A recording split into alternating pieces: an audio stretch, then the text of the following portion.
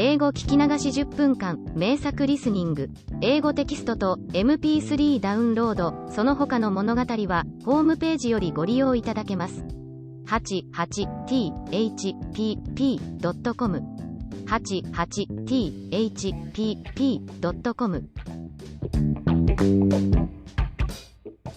Fortunately for his peace, his former owner was killed in a drunken brawl at the Kermesse of Mechlin, and so sought not after him nor disturbed him in his new and well-loved home.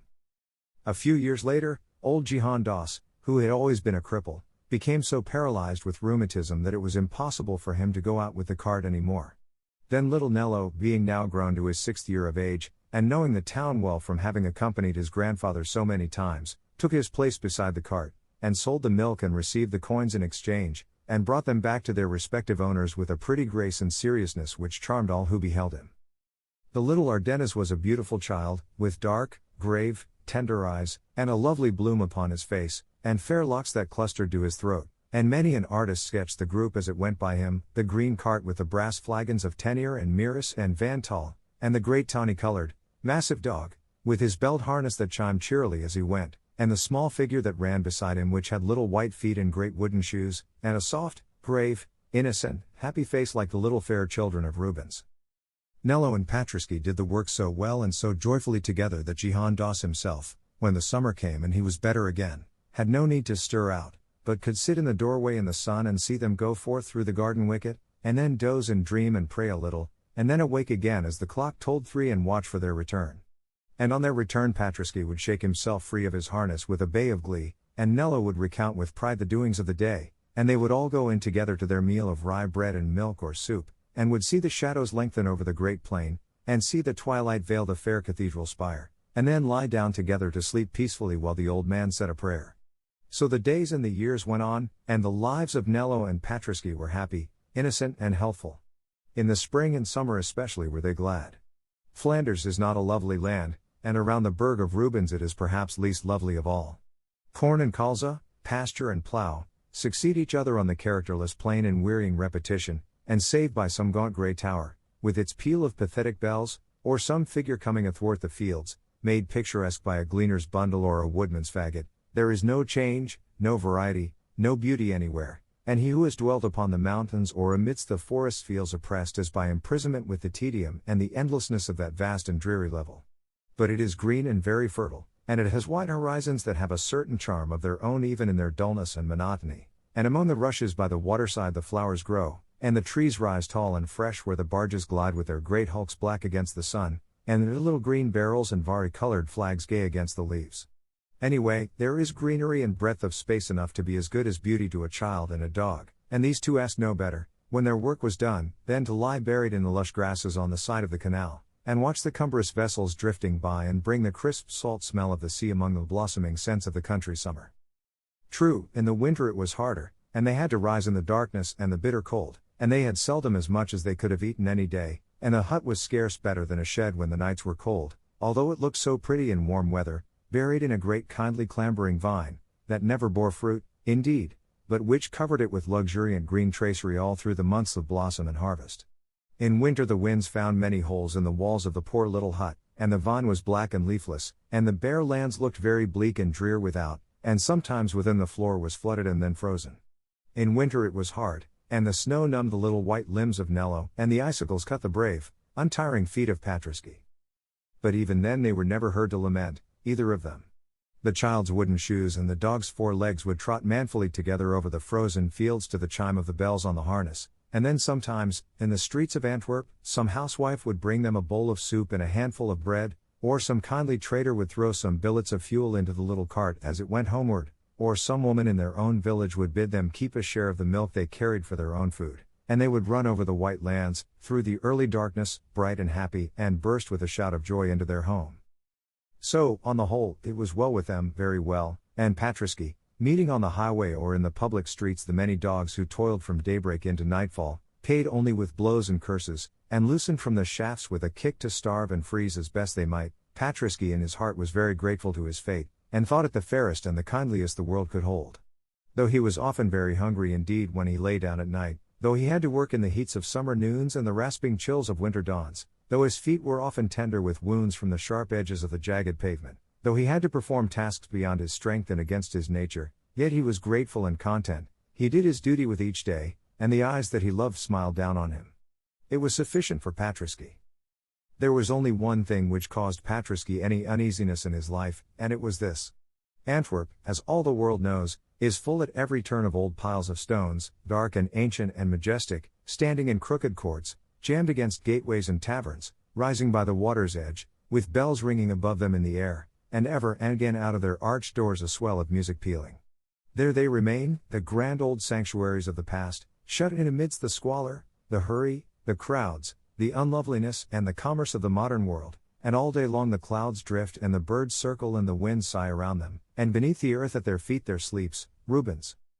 And the greatness of the mighty master still rests upon Antwerp, and wherever we turn in its narrow streets his glory lies therein, so that all mean things are thereby transfigured. And as we pace slowly through the winding ways, and by the edge of the stagnant water, and through the noisome courts, his spirit abides with us, and the heroic beauty of his visions is about us, and the stones that once felt his footsteps and bore his shadow seem to arise and speak of him with living voices. For the city which is the tomb of Rubens still lives to us through him, and him alone. It is so quiet there by that great white sepulchre, so quiet, save only when the organ peals and the choir cries aloud the Salve Regina or the Kyrie eleison. Sure no artist ever had a greater gravestone than that pure marble sanctuary gives to him in the heart of his birthplace in the chancel of Saint Jacques. Without Rubens, what were Antwerp? A dirty, dusky, bustling mart, which no man would ever care to look upon save the traders who do business on its wharves. With Rubens, to the whole world of men it is a sacred name, a sacred soil, a Bethlehem where a god of art saw light, a Golgotha where a god of art lies dead. O nations! Closely should you treasure your great men, for by them alone will the future know of you. Flanders in her generations has been wise. In his life she glorified this greatest of her sons, and in his death she magnifies his name. But her wisdom is very rare. Now, the trouble of Patriski was this. Into these great, sad piles of stones, that reared their melancholy majesty above the crowded roofs, the child Nello would many and many a time enter, and disappear through their dark arched portals, whilst Patriski, left without upon the pavement, would wearily and vainly ponder on what could be the charm which thus allured from him his inseparable and beloved companion. Once or twice he did essay to see for himself, clattering up the steps with his milk cart behind him, but thereon he had been always sent back again summarily by a tall custodian in black clothes and silver chains of office, and fearful of bringing his little master into trouble, he desisted, and remained couched patiently before the churches until such time as the boy reappeared. It was not the fact of his going into them which disturbed Patriski. He knew that people went to church, all the village went to the small, tumble-down, grey pile opposite the red windmill. What troubled him was that little Nello always looked strangely when he came out, always very flushed or very pale, and whenever he returned home after such visitations would sit silent and dreaming, not caring to play, but gazing out at the evening skies beyond the line of the canal, very subdued and almost sad. What was it? Wondered Patriski. He thought it could not be good or natural for the little lad to be so grave, and in his dumb fashion he tried all he could to keep Nello by him in the sunny fields or in the busy marketplace. But to the churches Nello would go, most often of all would he go to the great cathedral, and Patriski, left without on the stones by the iron fragments of Quentin Matsis's gate, would stretch himself and yawn and sigh, and even howl now and then, all in vain, until the doors closed and the child perforce came forth again, and winding his arms about the dog's neck would kiss him on his broad, tawny-colored forehead, and murmur always the same words, "If I could only see them, Patriski. If I could only see them." What were they? Pondered Patriski, looking up with large, wistful, sympathetic eyes. One day, when the custodian was out of the way and the doors left ajar, he got in for a moment after his little friend and saw. They were two great covered pictures on either side of the choir. Nello was kneeling, wrapped as in an ecstasy, before the altar picture of the Assumption, and when he noticed Patriski, and rose and drew the dog gently out into the air, his face was wet with tears, and he looked up at the veiled places as he passed them, and murmured to his companion, "It is so terrible not to see them, Patriski, just because one is poor and cannot pay." He never meant that the poor should not see them when he painted them, I am sure. He would have had us see them any day, every day, that I am sure. And they keep them shrouded there, shrouded in the dark, the beautiful things, and they never feel the light, and no eyes look on them, unless rich people come and pay. If I could only see them, I would be content to die.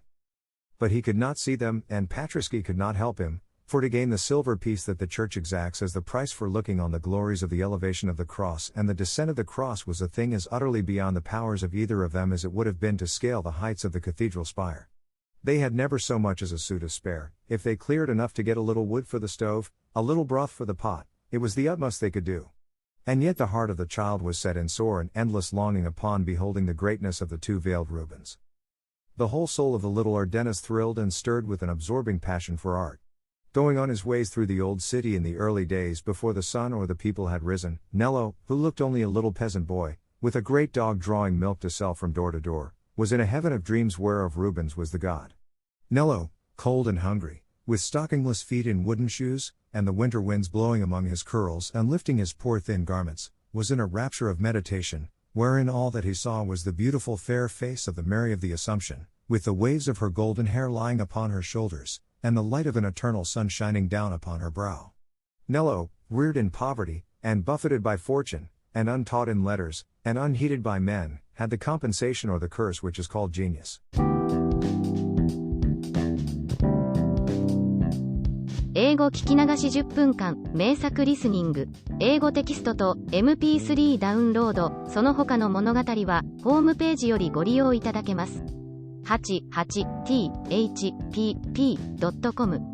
88thpp.com